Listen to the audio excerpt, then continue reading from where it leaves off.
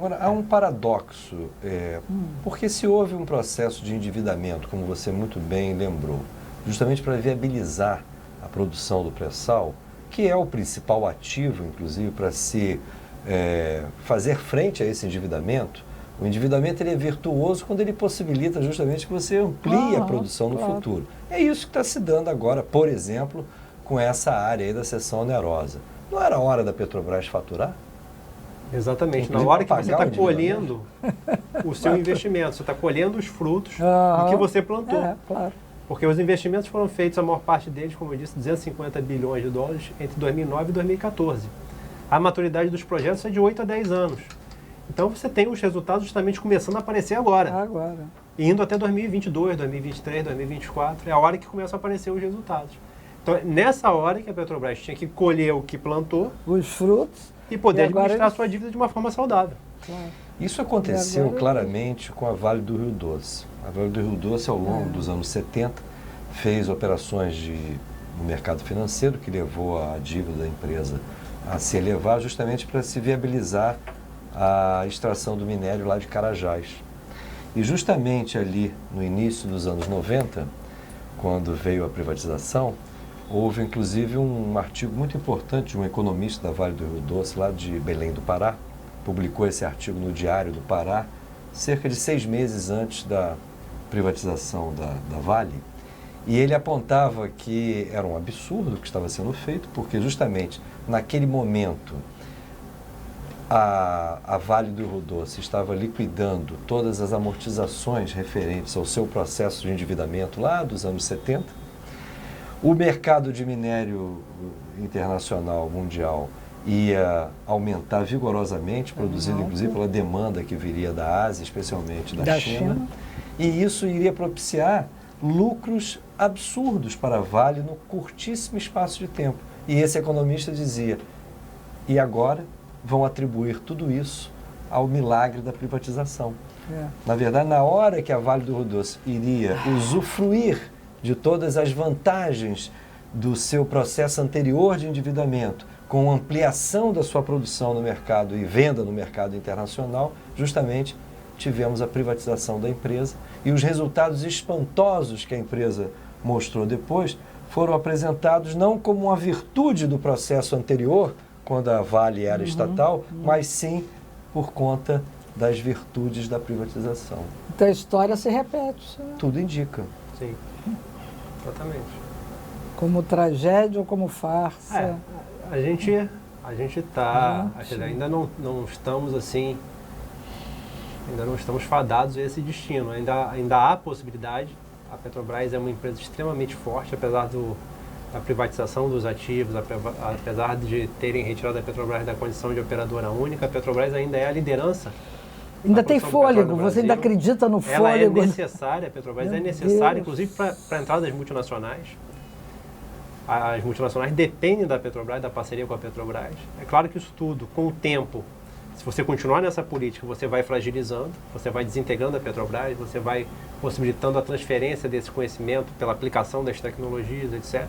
Tudo isso pode ir fragilizando, mas uma empresa do porte da Petrobras, com o vigor que a Petrobras tem, mesmo com essas políticas entreguistas tão vigorosas nesse período tão curto, mas políticas muito vigorosas, elas podem ser revertidas rapidamente, desde que, a partir de 1º de janeiro de 2019, a gente tenha no Brasil um governo que mude a política energética e a política referente ao setor de petróleo e energia no Brasil. Agora, para deixar bem claro, você fez aqui hoje um paralelo, quer dizer, você fez um link entre o que está acontecendo, aqui no Brasil e a questão do petróleo. Quer dizer, isso tudo que a gente está vivendo, esse desmonte em vários setores da sociedade, tem a ver, tem relação com a cobiça sobre o nosso petróleo. É isso, Coutinho? Sim. O petróleo está no centro dos acontecimentos políticos brasileiros atualmente, assim como nunca deixou de estar. Mas com a descoberta do pré-sal, essa centralidade, vamos dizer assim, se tornou ainda mais relevante diante dos outros aspectos que também definem aí essa disputa internacional sobre o Brasil. Porque o Brasil, com o pré-sal, ele tem essa vertente energética que fica muito relevante, então a cobiça sobre o acesso ao pré-sal aos menores custos possíveis, ela se acentua, enquanto também ao redor do mundo se esgotam as reservas de petróleo. Petróleo barato de se produzir foi esgotado. A Shell investiu bilhões de dólares no Ártico e abandonou sem produzir uma gota de petróleo, priorizando o pré-sal. Comprou a BG no Brasil justamente porque coloca o pré-sal como prioridade das ações da Shell. BG é uma outra petroleira, não é a Brits? Outra petroleira. Aquele shale americano não foi para frente, não? Então, o shale americano tem uma produção significativa, mas acontece que ele está muito vinculado às facilidades de crédito das empresas americanas, que começam a ser revertidas agora com essa mudança da política monetária do governo, do Banco Central americano, que aliás é um cartel de bancos privados. Então são empresas altamente endividadas, que têm acesso a crédito barato, e que na medida em que esse crédito barato começa a se escassear, a situação de solvência dessas empresas, boa parte dessas empresas vai ser colocada em risco. O petróleo dos Estados Unidos, que tem uma produção significativa, ainda assim não livrou os Estados Unidos da dependência externa do petróleo e da energia, diminuiu significativamente, mas a tendência é que não se sustente por muito tempo. São reservas que você consegue acelerar a produção muito rápido, mas ao mesmo tempo também a perspectiva é que elas também reduzam da mesma velocidade tão rapidamente quanto na medida em que se esgote os recursos mais viáveis, mais baratos de se produzir, e especialmente também na medida em que você não tenha mais disponibilidade a crédito barato a juros praticamente zero. Então são empresas que estão altamente vulneráveis a uma mudança na política monetária americana que já vem sendo sinalizada e vem sendo posta em prática pelo Banco Central americano. E você acha que esse ciclo do petróleo, você escreveu um artigo sobre isso, né, falando que o petróleo vai estar mais ou menos com os dias contados? Assim, o petróleo, a gente não pode dizer o petróleo como se fosse todo petróleo igual. Sim. Um aspecto fundamental de quando você compara o petróleo e diz que petróleo é esse que você está se referindo, você tem que pensar nos custos de produzir, nos custos de você encontrar e produzir o petróleo. Então, nesse sentido, em termos médios e mundiais, eu fiz um artigo que apresenta essa tese e os números que embasam essa hipótese, né? O petróleo barato de se produzir acabou. No sentido de que cada barril que você consome teve um custo de se encontrar e produzir que é menor do que, em média, um novo barril que você precisa descobrir e produzir. Então, essa situação da indústria mundial, uma tendência de elevação dos seus custos produtivos, de se encontrar e produzir petróleo.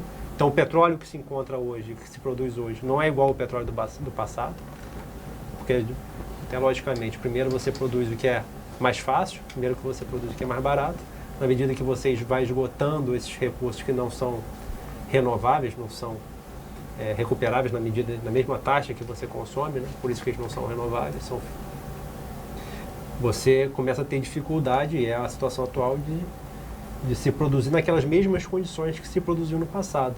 Então isso vai pressionando a indústria. Por outro lado, a sociedade, ela não tem uma capacidade infinita de pagar por preços cada vez mais caros. Então justamente essa contradição entre a capacidade de sustentar a indústria e a capacidade da sociedade em pagar por produtos essenciais, diretamente ou indiretamente, vindos da energia, mais caros, esse limite da sociedade em arcar com esses custos, isso vai apresentando uma situação que é do nosso tempo. Quer dizer, é um recurso finito. É um recurso finito que você já encontrou e já produziu a melhor parte dele. Claro. E você ousaria fazer uma previsão desse tempo? Não, então, o que acontece já está acontecendo hoje. O que acontece é uma dificuldade da economia em crescer. Porque se a economia dispõe de um recurso energético barato e abundante, que garanta a produtividade do trabalho, garanta essa divisão dos resultados entre capital e trabalho, e, de certa forma, ajude a conciliar esses interesses que são contraditórios em alguns lugares, por algum tempo, etc. Você consegue ter perspectiva de melhora do desenvolvimento humano, crescimento, etc. Mas no momento que você não tem esse subsídio, você não tem essa disponibilidade de energia barata, isso tem um impacto econômico muito grande. No primeiro momento, você começa a recorrer ao endividamento. Endividamento dos estados nacionais, endividamento das empresas de petróleo e todas as demais, endividamento das famílias. Esse primeiro momento que você recorre ao endividamento, dá a impressão que tudo continua funcionando da mesma forma. Mas quando a economia não cresce, quando o emprego precariza, quando as receitas empresariais e a lucratividade empresarial tende a cair, quando você tem tudo isso, você tem dificuldade de administração dessas dívidas. A solução que se apresenta é reduzir os juros, fazer injeções monetárias, como vem acontecendo de 2008 para cá. Aliás, a injeção monetária terminou em 2014, mas a prática dos juros baixos seguiu até recentemente. Juros historicamente nunca antes vistos tão baixos nos Estados Unidos, no Japão, na Europa. E em algum momento é necessário reverter essa política de liquidez internacional, porque justamente os bancos centrais estão cheios de título encalhado. E esse então seria o momento em que a gente teria que ter maior preocupação com esse recurso que nós temos aí, né? Se você tem uma economia, justamente... se você tem uma economia que o funcionamento dela é concentrador, no Brasil, por exemplo, os 5 brasileiros mais ricos têm a riqueza equivalente a 100 milhões de brasileiros. 5 têm a riqueza de 100 milhões. No mundo não é muito diferente disso. O Brasil é o país mais desigual do mundo, mas existem outros. A situação mundial também vai no mesmo sentido. Por quê? Porque o sistema é concentrador. A propriedade dos meios de produção, a propriedade do sistema financeiro está nas mãos de dezenas de famílias. Então eles se apropriam do trabalho que é produzido socialmente no mundo inteiro, nessa economia global transnacional. Agora, esse sistema que é concentrador, aliado a uma situação natural, uma situação do planeta em que exaure os seus melhores recursos, isso vai gerando tensões. Vai gerando tensões dentro das sociedades nacionais e internacionais também. Agora, esses custos crescentes para a extração de petróleo inviabilizariam, no teu ponto de vista, o uso do petróleo como uma fonte de energia? Muitos afirmam que o ciclo do petróleo está próximo ao seu fim. E, principalmente, em função disso, aqui dentro do Brasil, há quem defenda, por exemplo, essa política agressiva de exportação do óleo cru. Você concorda com isso? De forma nenhuma. O petróleo barato de se produzir não tem substituto. Não existe recurso natural, não existe fonte primária de energia que reúna a qualidade, em termos de capacidade de realização de trabalho, capacidade de movimentação da economia, densidade energética, comparável com o petróleo barato de se produzir. Agora acontece que o petróleo barato de se produzir foi sendo esgotado. O Brasil tem uma vantagem relativa, porque o pré-sal é altamente produtivo e, em comparação com outras reservas, outras potenciais reservas, acumulações no mundo, ele é altamente vantajoso. Então, a estratégia para o Brasil seria usar essa vantagem relativa. Usar a vantagem relativa de se apropriar do petróleo do pré-sal, usar o petróleo do pré-sal, limitar as exportações do petróleo e, a partir desse recurso, você começar a construir a infraestrutura para a produção das energias renováveis. Agora, as energias renováveis não serão melhores do que o petróleo barato de se produzir. Então, não há de se pensar e se fazer uma apologia dessa abundância futura de energia de alta qualidade, porque isso não está disponível. Tanto a energia do sol, quanto a energia do vento, você fala isso, eu não entendi muito bem, porque a gente tem a sensação que a energia solar ela é infinita e inesgotável, né? Ela é e muito, você diz existe grande quantidade de energia solar, mas é uma energia altamente dispersa, pouco concentrada. Então, para você se apropriar, usar essa energia solar para produzir trabalho útil, isso é muito mais difícil do que o petróleo, porque o petróleo também veio do sol. O petróleo é como se fosse a energia solar concentrada naquele líquido ali durante centenas de bilhões de anos, milhões de anos. Centenas de milhões de anos. Então, na verdade, a natureza fez um trabalho. Mas não haveria uma tecnologia ia ser conquistada? Então, a tecnologia ela transforma. Sim. Ela sempre tem que partir de um recurso natural para transformar numa mercadoria útil. O engenho humano, a capacidade que nós temos, ela é a capacidade aplicada na transformação dos recursos naturais. Sim. A partir do momento que esses recursos naturais não estão mais disponíveis, justamente porque nós usamos a nossa engenhosidade para transformá-los e consumi-los numa velocidade espantosa, porque esses recursos a gente está consumindo tem 100 e poucos anos, assim. A gente saiu se for pegar a história da humanidade, a gente saiu da humanidade movida à queima da lenha e ao movimento pelas forças do vento, né, das caravelas, agora, ontem. Você analisa a história da humanidade. Então você agregou essas forças que já eram utilizadas dos cursos de água, do vento e da lenha, você agregou os fósseis, você agregou primeiro o carvão, depois você agregou o petróleo e o gás natural. E esses fósseis representam hoje 80% do consumo de energia primária do planeta, os 3 fósseis. Agora acontece o seguinte, você esgota o que é melhor, sobra o que é pior, isso gera um impacto econômico e da forma como você organizou a sociedade. Essa forma de organizar a sociedade, ela só foi possível e ela só se sustenta com a disponibilidade de energia abundante e barata. A partir do momento que essa energia abundante e barata deixa de existir, essa forma de organização social também está colocada em xeque. Nós já estamos praticamente terminando aí o programa, viu, Felipe? Agora, eu só queria...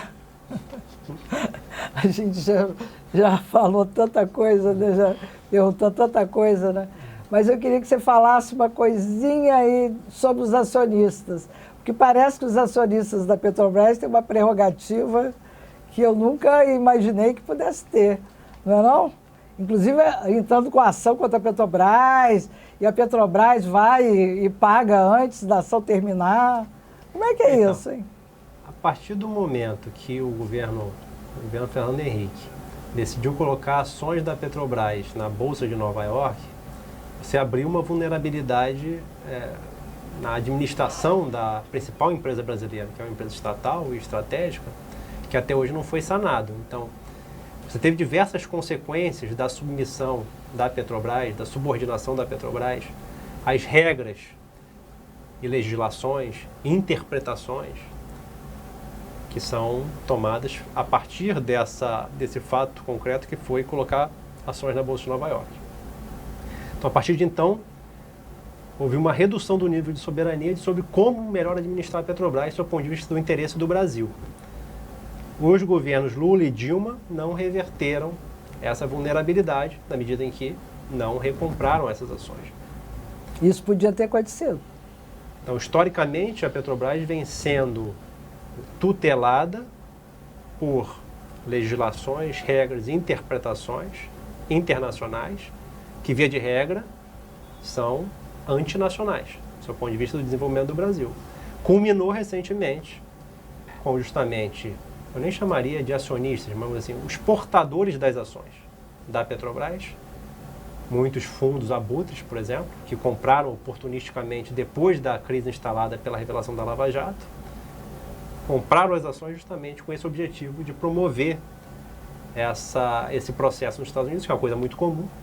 Existem fundos abutres que estão especializados em ficar mapeando empresas em momentos de crise e vulnerabilidade para comprar, e já tem uma banca de advogados especializada para entrar na justiça dos Estados Unidos para poder extorquir essas empresas. Então, a Petrobras foi vítima dessa extorsão. Tem uma extorsão.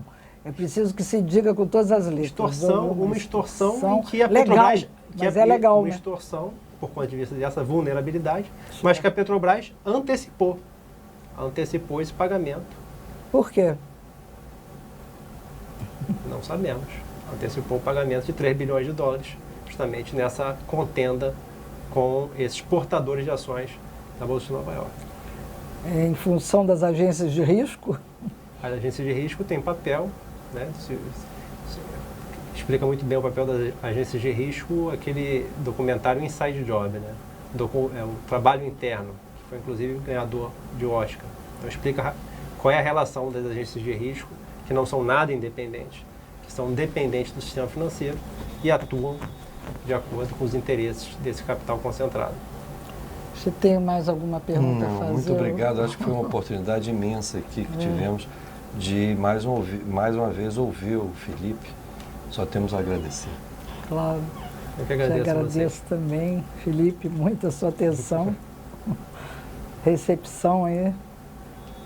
E Obrigado. acho que vai ser de grande interesse e realmente importante as pessoas ouvirem essas explicações e vamos tentar mobilizar mais em relação à defesa da Petrobras, né? Que eu acho que tem que botar o bloco na rua, não acha não? Sempre na rua que se define o rumo. Tendo consciência, tendo organização, tendo união, estando na rua, a gente pode mudar o rumo das coisas e fazer um país melhor para a maioria da população que vive do trabalho. E com boa informação. Obrigado, Paulo. Obrigado. Obrigado, Helena.